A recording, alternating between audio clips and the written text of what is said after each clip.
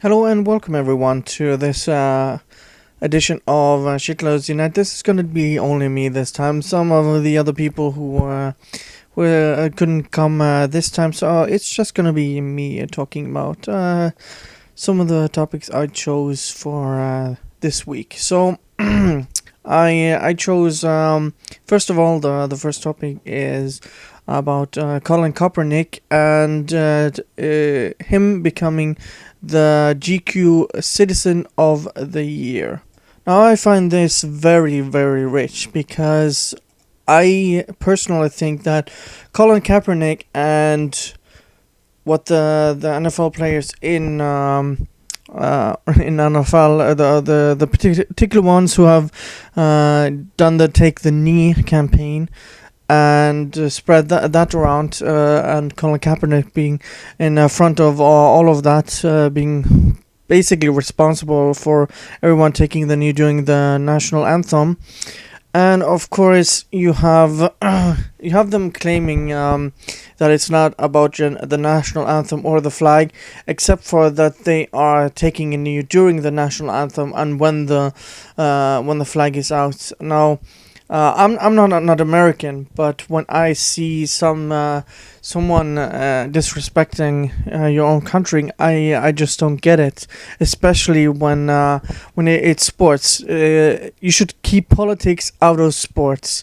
The only thing I could be very pro, because especially in Eastern Europe and other parts of the world, there have been big issues regarding racism. So the anti-racism campaigns, I can kind of get behind because they are just a universal message. Just be good to other people, and this is a political campaign in a sports arena where this has no place to be, in my opinion, and. So I think taking a knee should not have any place in during games or sports whatsoever. I even saw Hertha Berlin in the Bundesliga, which is the football or aka soccer liga in Germany, the top one. And they took a knee during the national anthem to show solidarity. I personally think that that is just stupid as hell because I mean there is no inherent violence in Europe against minorities. I would say it's the opposite, where they are getting special treatment. But anyhow, the deafening stupidity that is with GQ, where they have given him a spotlight and given him Citizen of the Year, just reeks of just virtue signaling and stupidity, from my opinion. And I also find it quite interesting that the people who are always kind of mixed race, like Colin Kaepernick, who are half black, half white, and even was raised by white parents, they never seem to acknowledge their white side, so to speak. When it comes to acknowledging their past or even their race, it's always acknowledging their minority roots and that they are not white. So I just don't get that because in this day and age, being a minority is an advantage. So I mean, even you have people like Elizabeth Warren, who claims to be Native American, which is also quite hilarious. She is white as milk, to put it that way. So that's pretty much my thoughts on that. So I'm gonna move on to the next topic, which is Medusa magazine. If you're not familiar, they're basically a satire site, which is now shutting down because they, at least what they claim, is that their satire has or their satire is no longer satire, basically regarding feminism. So I'm gonna read out the article. Hello, readers of Medusa magazine. My name is Redacted, and I own ageofshitlords.com. Before I begin, I just want to state that yes, this website is satire. It has always been, and will always be satire. But I don't blame anyone for thinking otherwise. Myself and the fellow shitposters who operated and published this article on this website, while it lasted, pride ourselves on writing fairly believable satire with just enough retardation to keep our readers in constant doubt. This has been fun, but all good things have come to an end, and I'm shutting down this website because recent events have proven to us that it is no longer possible to satirize the feminist left. To prove that this was a hoax all along, a couple of months ago, when I first got the idea for this website, I posted about it on my Facebook page, and this post is still visible on Facebook today. Naturally, we waited a couple of weeks before putting our plans into action, but the motive remained the same: to create a website to satirize the far left and so-called social justice wars who infect it. Since starting the blog, our articles have been featured on several media publications like InfoWars, The Federalist, Gateway Pundit, and several other websites that fell for our prank, including one Russian website that covered our article for calling white abortions as proof for how politically correct the West has become. But while everyone else was falling for our satirical articles, others weren't buying it. Some users of Reddit's Kotaku in Action subreddit took it upon themselves to investigate and prove that the website was indeed owned by the same people operating Age of Shitlords. Also, a special hat tip to the nosy writer of the blog Why Evolution is True, who kept pestering and gathering information to prove that this site was indeed a parody. But then again, they were only able to come to that conclusions due to my own personal clumsiness. As a general principle and for security reasons, I always use a fake name and an identity when buying a domain name online. I just happened to use the same fake name to buy medusamagazine.com that I used to buy ageofshitlords.com a year ago. But the rest of the deduction was easier from there. A few people made a connection between Age of Shitlords and Medusa Magazine and concluded later that that was probably just the owner of Age of Shitlords taking a piss. In my defense, I didn't bother hiding the Age of Shitlords Medusa Magazine connection because I didn't expect the website to go viral as much as it did.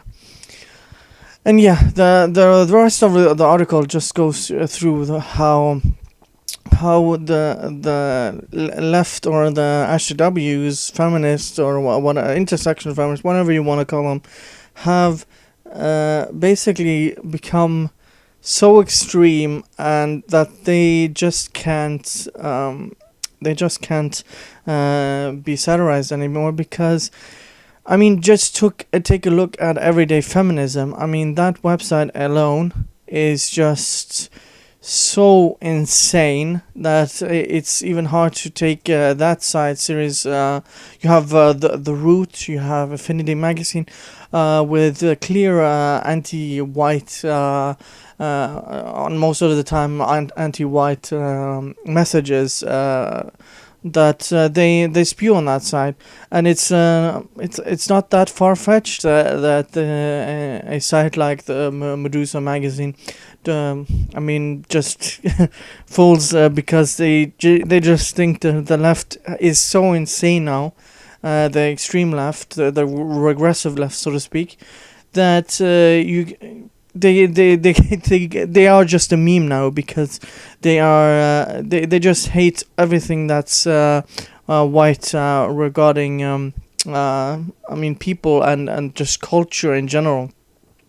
I mean, we have they also contradict themselves all the time. I mean, I post this on mines all the time, and like collages of just how vicious these articles are. I mean, I have an article from Everyday Feminism right here saying, "Why is it so hard to be a good man?" What calling women crazy really says about femininity and fundamental. I mean, there are or trigger warnings like ableist slurs on these, and just trigger warnings on these articles from Everyday Feminism and other articles that right now you just can't, you just have to laugh at how absurd they are. You can make fun of them. I mean, on YouTube we can just expose them and show them how stupid they are. But if you want to stop them in the real world, you have to actually go into politics, or at least try to affect politics instead of just making videos. So yeah, those are my thoughts on the issue.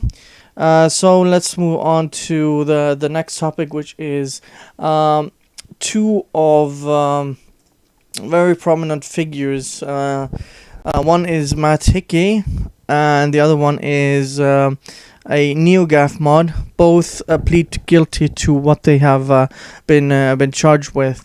Matt Hickey was charged with rape, and he pled guilty to that.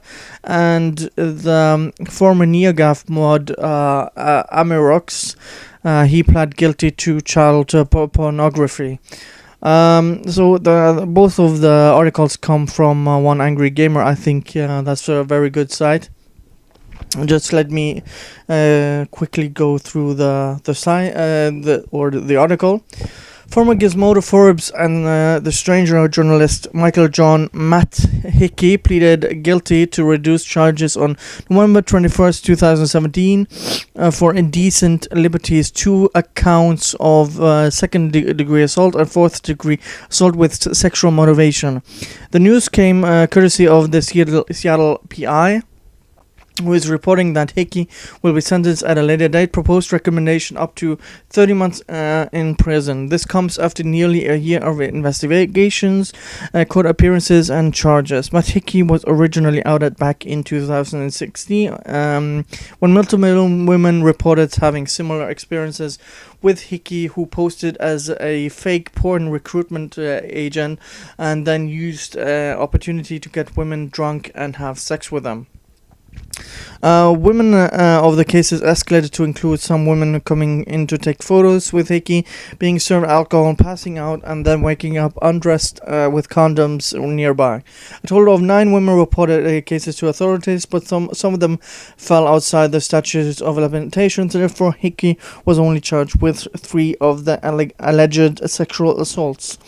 Hickey was actually charged last year in October 2016, but it took a whole year to finally get things rolling. Hickey was also fined $332,000 by the state's Attorney General for fraudulent business practices, given the porn agency was fake and that he used a fake female profiles on Facebook to recruit the woman. Hickey was just one of many anti-Gamergate journalists who have been outed or arrested for sexual misconduct committed against a woman. A number of high-profile journalists who were both male feminists and anti-Gamergate critics have also lost their jobs, as more and more of them are found out to be sex pests, including several journalists from Vice, the editor-in-chief of Jupe, I think that's how you pronounce it, Jupe.nl, and Alamo Drafthouse, Devin Ferrasi, to name but a few. Yeah, so you have this guy who constantly claimed to be for women, but was caught doing really shitty stuff regarding sexually assaulting women. And you have this guy who Amirox was. I'm gonna also read his article.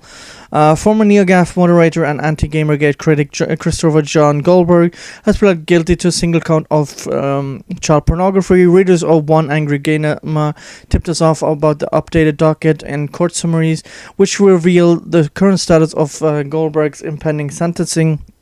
as well as the fact that he has put in a guilty plea to one of the many charges accessing child pornography.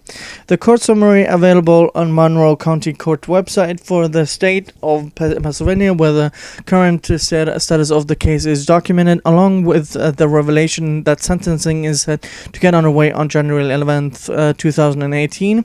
According to a post on VOAT, from back in July 19th, 2017, indicating that Goldberg took the plea to lesser charges so he would spend time in a state prison and would be registered as a sex offender for the next 25 years. Goldberg was originally outed back in April 2017 and arrested for his engagement with pornography back in June 28th, 2017, as reported by Fox News. The news became significant when it discovered that Goldberg was the former moderator for the ultra-authoritarian leftist social justice warrior forum known as NeoGAF. And on NeoGAF, Goldberg went by the handle of Amarox. It was also discovered that Christopher John Goldberg and NeoGAF owner Tyler Malka were good friends, so much that Malka sent Goldberg $1,000. When the news first broke, Malka attempted to bury the story and distance himself from Amarox, writing a post. Amarox hasn't been a moderator here for the better of a decade and has not had any association with the other side than as a regular member here since. Most of the current moderators were not even around when Amarox got kicked out, and this was a very long time ago, and his real name was not on file. Malka quickly had the thread closed and prevented people from discussing the fact that one of the prominent moderators was arrested and has now pled guilty for owning child porn. And that's not very surprising regarding seeing how he handled the entire scandal or controversy, however you want to label it, on NeoGAF. He backtracked so hard when it comes to him, but he's very quick to point the finger regarding everyone else. I mean, he had no trouble, I'm gonna repeat this again, no trouble at all labeling everyone in Gamergate as a sexist, Nazi, white supremacist, women harassing, sexist gamer. But when it comes to himself and his friends, where people are getting accused and in this instance sentenced, I mean, yeah, that's totally not his fault, and So one set of standards for me and other standards for thee. However, it was later discovered that Malka attempting to bury the story due to his own past secrets, which later come to light during the Me Too hashtag frenzy, where former alleged victims used social media platforms to out their harassers and abusers. Tyler Malka was one of them. Yeah, exactly. Like I said, back in October of 2017, when the Harvey Weinstein coverage was blowing up, Malka was outed by a woman claimed that Malka had committed an act of sexual misconduct. In result, the NeoGAF forums briefly imploded and closed down. Closed down as nearly all of the moderators and administrators left the site. Malka denied the allegation, but the damage was already done. Both Tyler Malka and Christopher John Amarox Goldberg were both staunchly anti-Gamergate and positioned themselves as male feminist allies. See, this is the problem. You have these people who cannot even keep their hands to themselves and are real creeps, are the ones that try to be allies or feminist friends or whatever they call themselves, and try to become friends with women that way. And in this instance, this guy is just disgusting with child pornography. Let me continue. Gamergate was oftentimes a target of social justice warrior forums and media outlets, since Gamergate supporters were advocating for better ethics in media journalism and for the removal of corruption from the industry. Goldberg was also known for attacking and falsely accusing them of being pedophiles. See, this is just the this is just this is so like yes, these people who love to point the fingers at everyone else, and it gets discovered that they're just projecting. I think that's called Sargon's law. Of course, 6 months after attacking Gamergate supporters and accusing them of being pedophiles, Goldberg was then arrested for possessing 53 pornographic images of small children and teenagers aged between 4 and 14 years of age. That's kind of a weird sentence. Update, the Monroe County DA office is reporting that inmates are not taking kindly to Goldberg while he's in jail waiting for sentencing. Back in October 15th, 2017, it's being reported that one inmate proceeded to urinate on Goldberg's mattress, followed by putting the remains of his urine in a container, throwing it on Goldberg and the corrections officer. Yeah, these people are not taking kindly to these sort of people, and I mean these people just love to project shit on others, and just accuse Gamergate and I mean I've always wanted that, like I said with the sports, I want politics out of games, and this is a slight tangent, but I'm playing Watch Dogs 2 at the moment, and I see that this game is just full of SJW crap. We have a black trans councilwoman who is basically running anti-cop operations with hipster hackers trying to take them down. This is an actual mission in Watch Dogs 2. So, and the entire game is also riddled with stuff like SGW crap, and I seriously just want these people, the developers, the gaming journalists, and the gaming media in general, entertainment, whatever you want to call it. I just want them to make good games. The game reviewers, the journalists are supposed to report on the news objectively, ethically, be transparent, and reviewing a game be as objective as you can be. That's all I've ever wanted, and that's the reason I was part of Gamergate. So anyways, let's move on to the next article, again from one angry gamer. And this is a quite interesting one. This comes from CNET, the parent company of GameSpot. Just so you know, and GameSpot was of course part of banning me after I tried to expose their and be more transparent.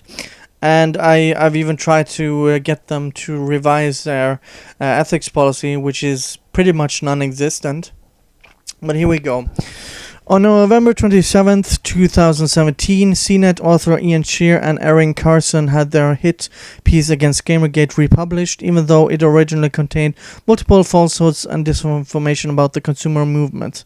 The name of the piece is called Gamergate to Trump, How Video Game Culture Blew Everything Up, and features all the same misinformation that it did when it was originally published back in June 2017. CNET starts by attempting to paint Anita Sarkeesian as a helpless victim who was only trying to improve the game industry. In reality, she did more to sow distrust, gender segregation, and misinformation about the industry than bring any kind of positive effects to the culture. That's not to mention the double standards that followed when the media praised or defended Sarkeesian when she was caught on camera verbally abusing and harassing Carl Sargon of Akkad Benjamin, who was in attendance at one of her panels at VidCon. Yeah. She basically called him a garbage human being. That's become a meme afterwards.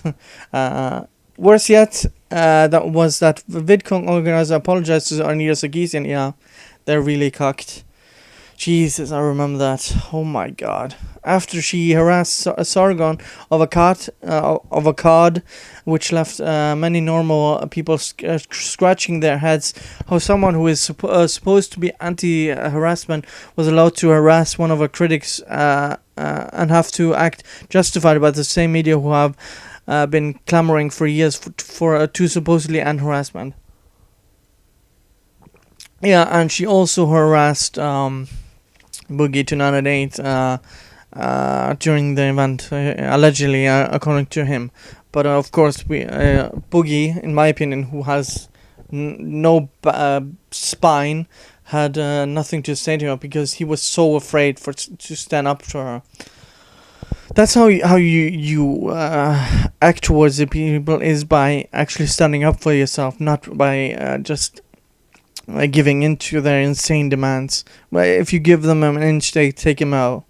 And they claim to do this on because they have good intentions, but the road to hell is paved with good intentions. So that's not to mention that Sarkeesian's feminist frequency video series called Tropes versus Women in Video Games, or Women in Games, were littered with inaccuracy, falsehood that could easily be debunked by simply playing the game she criticized. Yeah, the game she lit or shown off as a beacon of what gaming should be is basically a clean slate. Yeah. Better discussions about the subject matter of females in gaming have cropped up, but media outlets aren't intent having that discussion, since the creator Liana Kurzner isn't using victimhood as the basis for the discussion. Yeah, I don't like Liana Kurzner either. So the CNET article doesn't mention any of Sarkeesian's factual inaccuracy. Yeah, what would they? Because they're basically the media is basically on the side of the feminists, so why would they? Nor her attempts to create hostilities between the genders and the gaming community, but instead continues to paint her as a helpless victim that she so often portrays to be. They then moved on to Zoe Quinn, claiming a few years later anonymous trolls threatened to rape and kill indie game developer Zoe Quinn after her ex-boyfriend posted a 9,000-word online screed accusing her of sleeping with games journalists for a positive review. And William Usher actually goes into that depth with this. This is false. Erin Joney never mentioned that she has slept with games journalists for a positive review. In fact, that the whole line was fabricated by the media as they read her to distract from their own corruption, which included harassing, assaulting, abusing, and even raping women. If you read the original Zoe post, Joney never even mentions the word review in the post. So yeah, that's the anti-Gamergate line that's been covered all over the media and everyone on that side, is that there was supposedly a review, something no one ever said, and it was positive coverage without transparency and disclosing that Nathan Grayson twice covered her game without proper disclosure. CNET goes on to falsely state the whole campaign against Anita Sarkeesian Quinn and other women became known as Gamergate. This is false. The campaign was against corruption in the media for spreading lies, misinformation, and purposeful disinformation. Essentially, the goal of the movement was to stop the very kind of articles that CNET just published in an attempt to defame Gamergate. In fact, Gamergate worked with the FTC to help investigate Gawker for the unethical use of unpaid endorsements and affiliate links without disclosure, and also regularly reported on various media organizations to the FTC for investigations. It's almost like Gamergate wanted to have transparency and ethical journalism. Would you actually believe that? Jesus. CNET has no record on file that the movement was a whole campaign against the aforementioned individuals. CNET goes on to lie by omission, writing the following. Sarkeesian, who like Quinn declined to comment for this story, was forced to cancel a speech at a college campus after receiving an anonymous email from a supposed student threatening the deadliest school shooting in American history.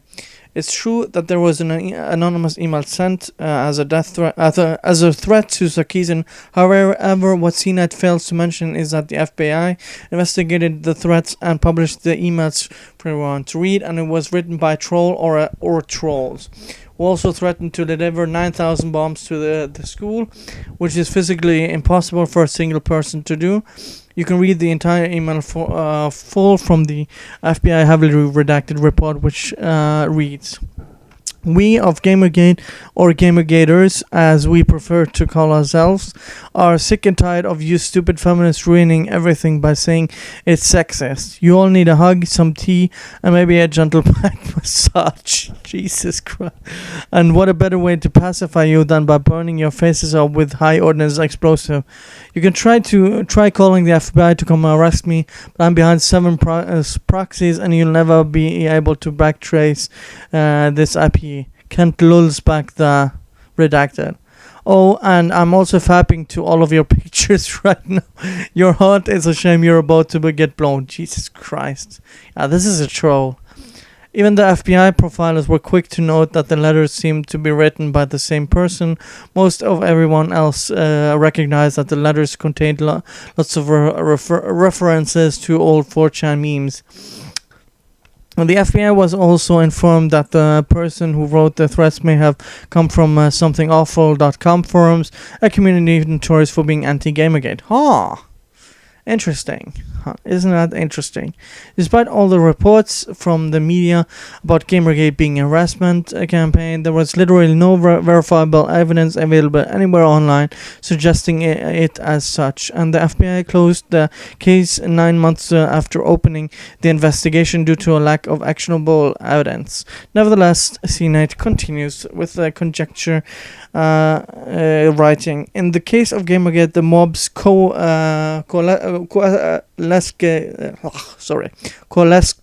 around a particular hatred of what they saw as outsiders, women in particular, attacking video games which they claimed was theirs. Citation needed. That's what I'm also gonna say. I'm gonna need a citation on that claim. There were women who headed up many of Gamergate's early operations, especially targeting advertisers and corrupt media outlets, and even went so far as to tell media outlets like CNET not to use them as a shield for the media corruption. CNET then quotes Paul Booth from the DePaul University, a pop culture major, who stated, "It's like shaking your claim on a particular ideology or a particular view. Other views or other ideas other people aren't allowed in." Yeah. Like William Escher says, a citation needed. Various type of gaming cultures are dominated by all types of people. Yeah, I've said this on various streams, on multiple videos. Gamers are the most diverse group of people you're ever gonna come across. You have people from all races, all creeds, all types of beliefs. You have white supremacists, you have communists, you have anarcho communists, you have anarcho capitalists, you have libertarians, you have authoritarians, you have classical liberals, you have the Rand Paul type of people who you have Christians, Muslims, Buddhists, Maoists. You can find anything in any sort of background regarding games, and what brings people together, whether it's online, single player, co-op, is that games are fun, or at least supposed to be fun, and that we can come together just maybe an hour or two, just do something together and have some fun. That's supposed to be the idea. It's an art form, in my opinion. Let's continue. If CNET is serious about what they claim, they should realize a current year group staff photo to prove that they foster the kind of diverse corporate culture that they claim is missing from gaming. Otherwise, it's ethnic appropriation on their part to speak of diverse audiences if their own organization isn't diverse. Nevertheless, the article goes on to state the Gamergate mob was also expanded to use of a tactic called doxing. God. Or publishing a person's address, social security number, phone number, or any other private information. A lot of this information is already available on the internet, either for free or for small price, through public or on private database. Newsflash: if it's public, it's not doxing. But giving info on to a hate campaign opens a person up to attacks on all fronts. And once someone has your private information, it's not like you can get it back from them. As William Usher says, citation needed. No one ever really talks about the doxes that have come through the way of people in Gamergate. So I find it extremely, how should you say, selective in how they chose to cover this, because there are many people who got doxed in Gamergate.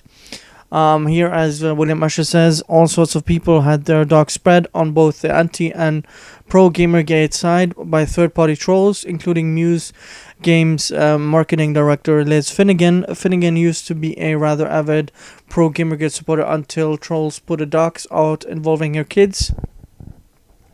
She addressed a letter to Kotaku in action, basically saying that she had to bow out of Gamergate. It's almost like people wanted to just stir some shit and ruin people's lives. But all the media and the anti-Gamergate side saw was, it has to be Gamergate, even though that was never proven. CNET failed to report on that. Not a big surprise. CNET then attempts to draw parallels between Trump and Gamergate. Wow. But the message is tenuous and seems to rely on linking the perception of Gamergate with online trolling, while tying that to the description of the alt-right. They then claim that the industry has been slow to respond to Gamergate, writing, and to video game industry, which was slow to respond to Gamergate, has been pushing back in a less confrontational way. In reality, any company opposed to Gamergate means that they're advocating for the status quo of corruption, which is true. Nobody has really been pro Gamergate. Pretty much the only one left, I think, is Niche Gamer. Tech Raptor basically crapped on their own viewers. The movement was anti-corruption at its core, and it has worked on behalf of consumers to expose fabricated news from mainstream media, libel from political-leaning blogs, and both pedophiles and rapists from within the journalism field. All of Gamergate's accomplishments in attempting to clean up the corruption within the gaming industry are well documented across various alternative media websites. However, the ethical elements of the movement have been mostly avoided from the Wikipedia entry because the editors camping the page were found to be friends with Zoe Quinn and were paid to keep Wikipedia entries biased against the movement. Almost like there's seems to be a narrative and an agenda against Gamergate. Who would have thunk it? We also have organizations like CNET, who used to be baseless claims as sophistry to push groundless views into mainstream news. In response, gamers have been logging attacks against gaming culture from gaming outlets and gaming journalists over on deep freeze. So yeah, this just entire article just debunks what CNET is doing. I think they're unethical hacks. They are what is the problem with the gaming industry and journalism in general? They just don't care and just want to be unethical as hell. So let's move on to the next topic, which is a thing I've been covering for quite some time, or over a few years. It's basically the Justin Carter case, where, if you're not familiar with this Justin Carter case, it started out with him on Facebook on a League of Legends page, basically making a joke about shooting up a school. Bad joke, yes, but not some. He even said it was a joke in the comments. And 2 years after, this guy is still being prosecuted for inciting violence and things like that. I'm gonna link, because I've been getting updates during the whole process of this, and they have treated him like shit. It was one woman who reported this to his local police department, and now he's been in jail for this stupid Facebook comment for over 2 years, which is just so ridiculous and shameful to waste public funds like that.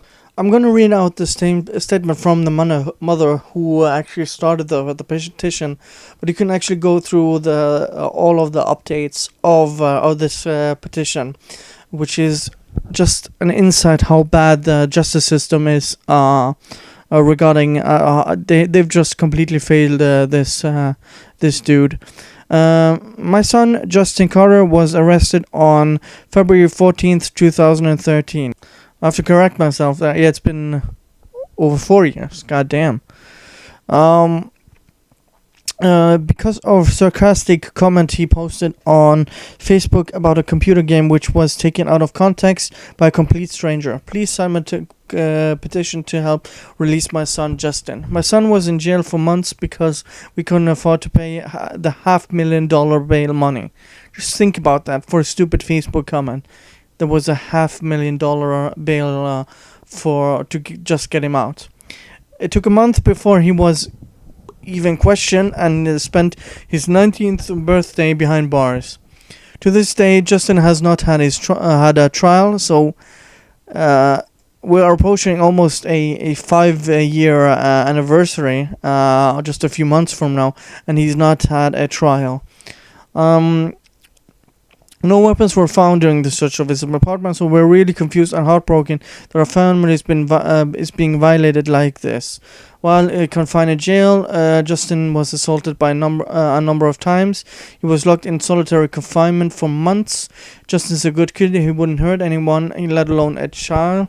What I understand happened is that he was in an argument on the League of Legends website, which continued on a Facebook page, and someone on Facebook called him crazy and messed up in the head. So he responded in a sarcastic tone by saying something along the lines, "Oh yeah, I'm real messed up in their head. All right, I'm gonna shoot me up a school full of kids and eat their still beating hearts." Now anyone that knows me or my kids know that we write in perfect English, so the bad spelling is not a mistake. It was an attempt to convey in writing the educated accent as the part of the joke, which also had part of the comment was JK. His response may have been in bad taste, but it was written in a non-threatening way that it didn't translate well online. None of his friends or family would even question his intentions as anything other than a poor choice of words. Something I would actually agree with. Things got out of control, but my son is not a felon and a terrorist as he's currently being charged. The authorities' overreaction is ruining Justin's life, and it's setting a dangerous example trying to punish kids who often say strange things that I believe are protected under freedom of speech. The justice system's abuse of Justin is wasting time and money that would otherwise be spent to help people who honestly need it. Thanks to an anonymous donor, Justin is now out on bail bond. I'm happy to have him right now, but my son is still facing a felony terrorism charge and years in prison if found guilty. Jesus. Seriously. He could still go to jail. Jesus Christ. Of terrorism charges. I said all along that his Facebook joke was made in poor taste, and understand why it raised some concern, but Justin has no prior record, and he was clearly not actually threatening anyone. It has been almost 5 years since Justin's been arrested, and now all of his appeals for dismissals have been denied. The next step is for the prosecution to set a court date. In the meantime, Justin has been out living his life. He did a good job and a nice apartment and has been on bond the whole time. He has not committed any crimes, so clearly he is not the crazy terrorist that the police and district attorney tried to label him as. Please sign and share to continue supporting Justin's campaign. We need to make sure he's not labeled as a felony terrorist. Simply for making a Facebook comment. I hope you will sign this petition. I like Justin case to be dismissed, and I would like a more reasonable law to be put in place so this doesn't happen to anyone else again. Thank you. Yeah, it's quite sad, actually. Really quite sad. I would hope anyone could goddamn cats. I hope people would consider signing this, because it's really disgusting how the entire system has just failed, how they've treated him. Even when he's been out on bond, he's been just not doing anything. So yeah, let's move on to the next topic, which is again for the third week in a row. Whew, lad. It's again EA, and they have continued to screw up royally.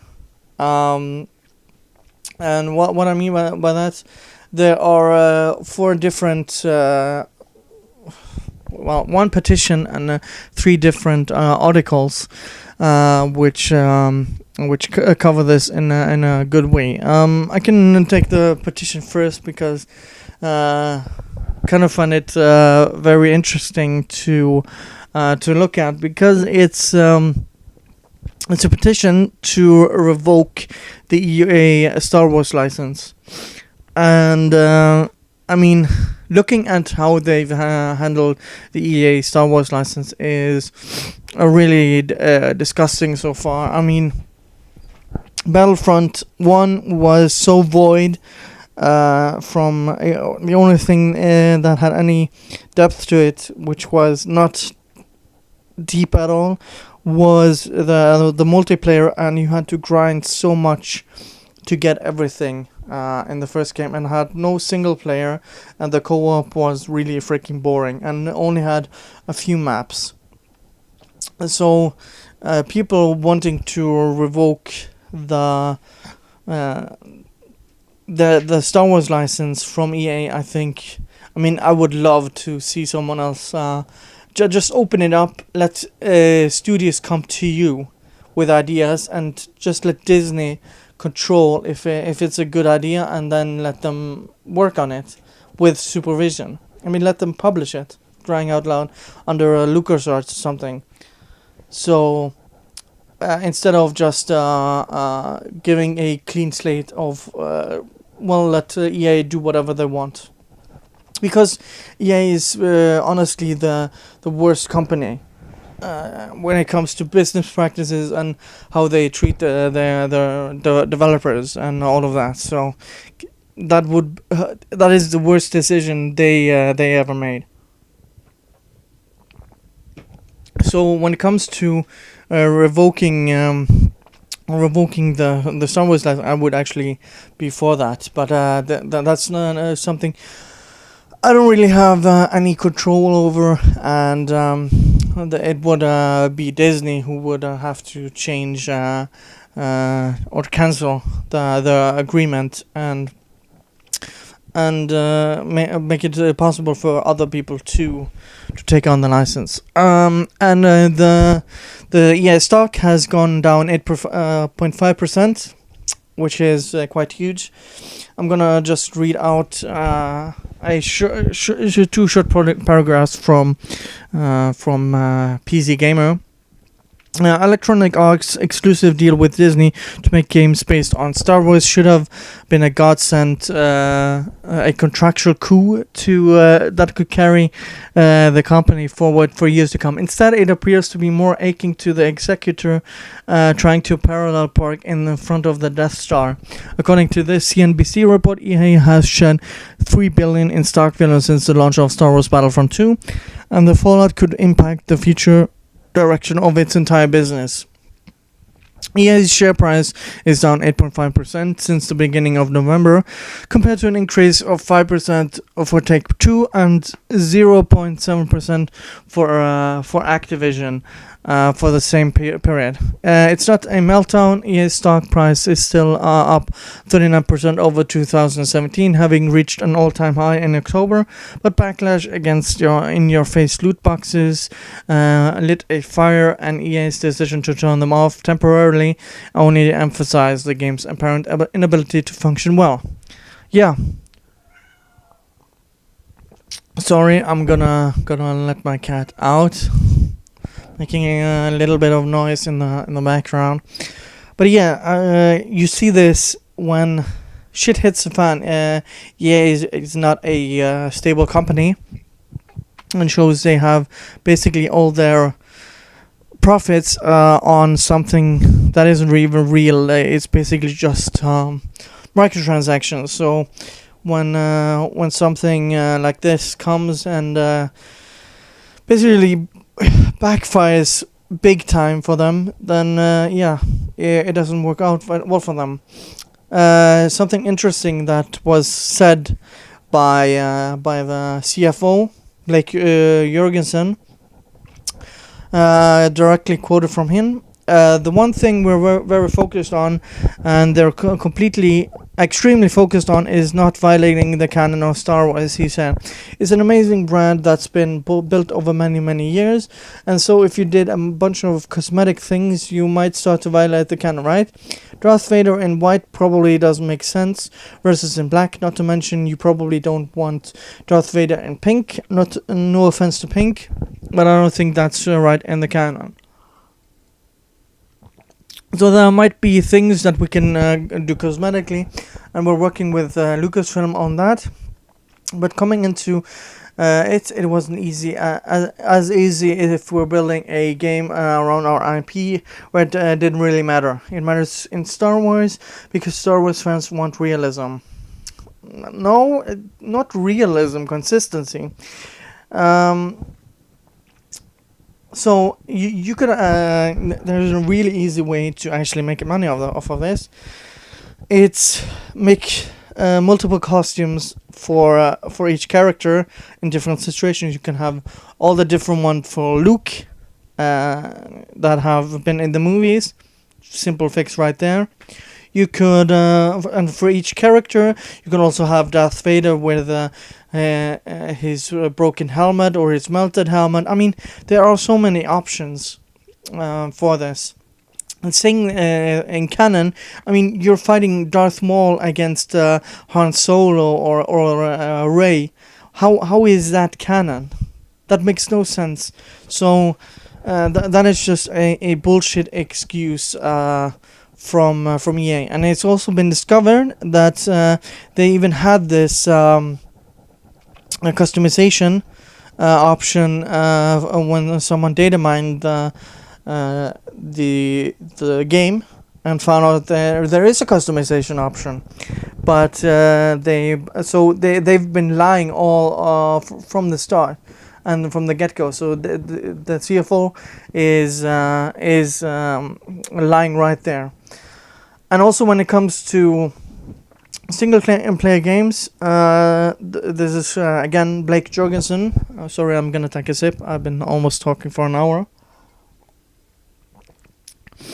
Over the last 5 or 6 years, Visceral Games had shrunk in size. Jorgensen said it was down to 80 people, which is subscale in our business, and the game they were making was actually being supported by a team in Vancouver and a team in Montreal because of the subscale in nature. And we're trying to build a game that really pushed gameplay to the next level. And as we kept reviewing the game, it continued to look like a style of game, a much more linear game that people don't like as much as they did 5 years ago or 10 years ago. We made the tough decision to shut down that game team and take parts of that game. And today what we're going to do with those. Jorgensen said, will me make that's doesn't make any sense. Will me make the game in a different style at a different I think it's we. Will we make the game a different style at a different studio? Will we use parts of the game in other games? We're trying to go through that today.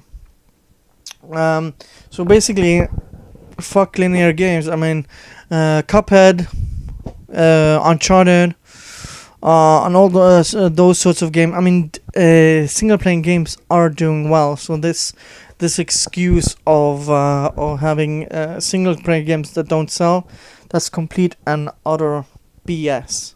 Like Vince McMahon once said. So yeah, that's pretty much me going through all of them. I think the Colin Kaepernick thing is complete and utter bullshit. That feminism is it has become so stupid that you can't even meme on it anymore. Gamergate or anti-Gamergate articles and the journalists being sentenced for crimes is very ironic, and CNETs being exposed for what they are. And if you can look at the Justin Carter petition, maybe even sign it. Or just look at how the system has failed this dude.